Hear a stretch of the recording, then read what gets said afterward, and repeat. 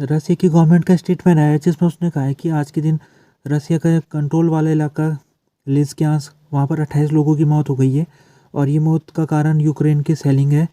तो यूक्रेन ने सैटरडे के दिन इस इलाके में सेलिंग की थी जिसमें बेकरी को निशाना बनाया गया था। तो बेकरी में 28 लोगों की मौत हो गई और 10 लोगों की घायल होने की समाचार आई है।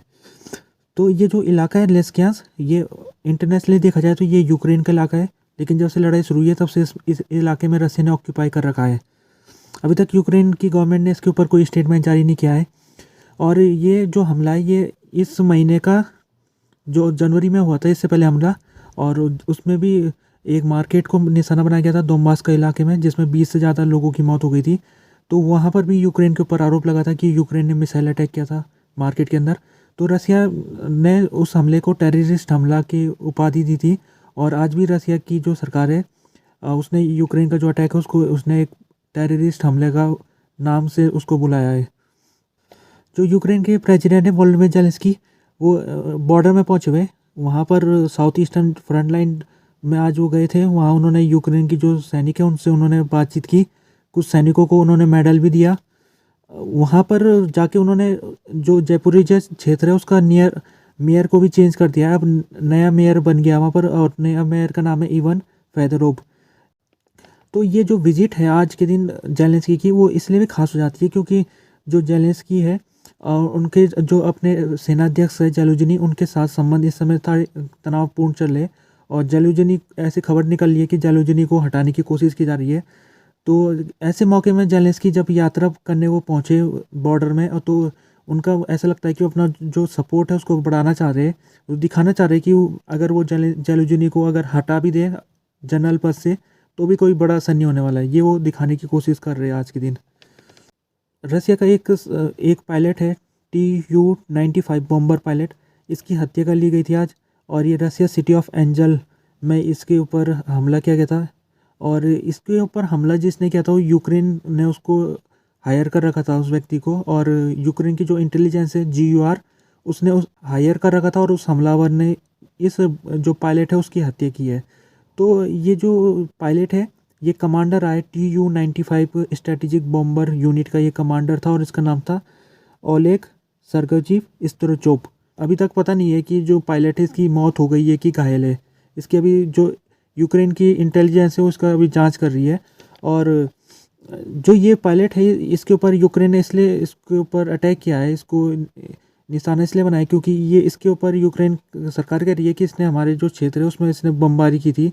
जब ये रसिया का यूनिट का कमांडर था तो इसने कई यूक्रेन के शहरों में इसने मिसाइल अटैक किया था। तो उसी का बदला लेने के लिए यूक्रेन ने इसको आज इसके ऊपर हमला किया है।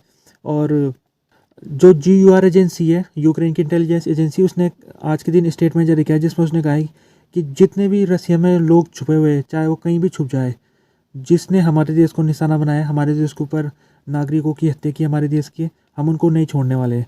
तो यूक्रेन के जो इंटेलिजेंस चीफ है, वो इंटेलिजेंस एजेंसी है, वो कह रही है कि जो भी वार क्रिमिनल है हम उनको ढूंढ करेंगे और उनको उनको जो उनका सज़ा है उन्होंने की हुई उस सज़ा उनको दिलाएंगे उनको।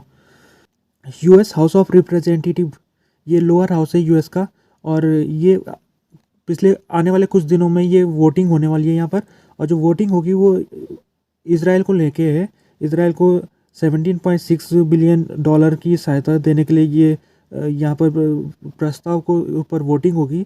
लेकिन इसका यूक्रेन से भी संबंध है और इसलिए है क्योंकि यूक्रेन का जो पैसा है अभी रुका हुआ है, उसको सीनेट पास नहीं कर रही है। तो बाइडन क्या चाह रहे थे, वो चाह रहे थे कि इसराइल और यूक्रेन का जो पैसा है उसको एज ए ग्रुप इसके सामने पेश किया जाए वोटिंग के लिए। लेकिन रिपब्लिकन पार्टी तैयार नहीं हुए, तो मजबूरन बाइडन को हार माननी पड़ी और उन्होंने यूक्रेन को जो बिल है और इसराइल का जो बिल है दोनों को अलग कर दिया है। अब इसराइल का तो जो बिल है उसमें तो अगले आने वाले कुछ दिनों में वोट हो जाएगा, लेकिन यूक्रेन का उसमें अभी तक कुछ पता नहीं है कि कब उसको मतदान के लिए रखा जाएगा। तो ये यूक्रेन की एक झटका है, ये इसको कह सकते हैं आज के दिन जो ये खबर आई है।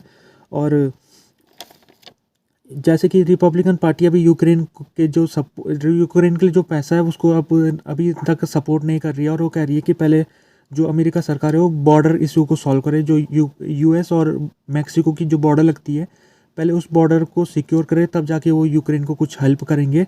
तो रिपब्लिकन पार्टी के लीडर ने साफ तौर में उन्होंने क्या रखा है कि जब तक बॉर्डर इशू में बाइडेन सरकार कुछ काम नहीं करेगी तब तक वो यूक्रेन को भी समर्थन नहीं देंगे। अभी जेलेंस्की गए थे दिसंबर महीने में, अमेरिका में गए थे, उन्होंने वहाँ के रिपब्लिकन पार्टी के नेताओं से भी बात की थी, तो वहाँ जाके भी उनको कोई सफलता नहीं मिली। रिपब्लिकन पार्टी ने उनको भी यही कहा कि पहले जब तक बॉर्डर इशू सॉल्व नहीं होगा तब तक हम आपकी हेल्प नहीं करेंगे।